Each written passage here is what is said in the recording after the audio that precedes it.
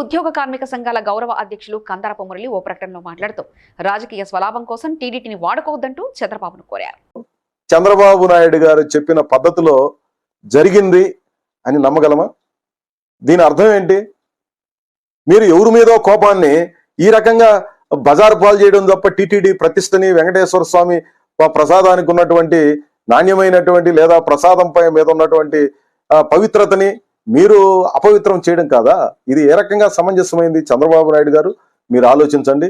ముఖ్యమంత్రి స్థాయిలో తప్పులు సరిదిద్దబడడానికి మీరు ఈ రాష్ట్రం మొత్తానికి హెడ్ గా ఉండేది. తప్పులు కూడా చేస్తుంటే కఠినంగా శిక్షించండి, లేదా వాళ్ళ మీద మీరు ఏమేమి ఛార్జెస్ ఫ్రేమ్ చేస్తున్నారు వాటి ఆధారంగా శిక్షించండి. అదిగే కరెక్ట్ గాని మీరు అర్థం చేసుకోవాలి.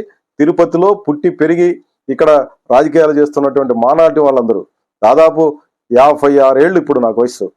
ఇంతకాలం మేము అన్ని చూస్తున్నాం. టీటీడీలో ఇట్లాంటివి జరగడానికి అవకాశం లేదు. మేము దగ్గరగా చూస్తున్నాం. చంద్రబాబు నాయుడు గారికి తెలియదని అనుకోలేం. ఇది సరైనటువంటిది కాదు. మరొక్కసారి చంద్రబాబు నాయుడు గారు రివీల్ చేసుకోవాలి.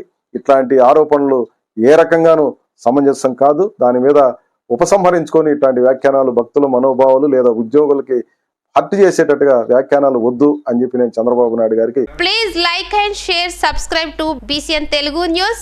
Please like, share and subscribe to BCN Telugu News.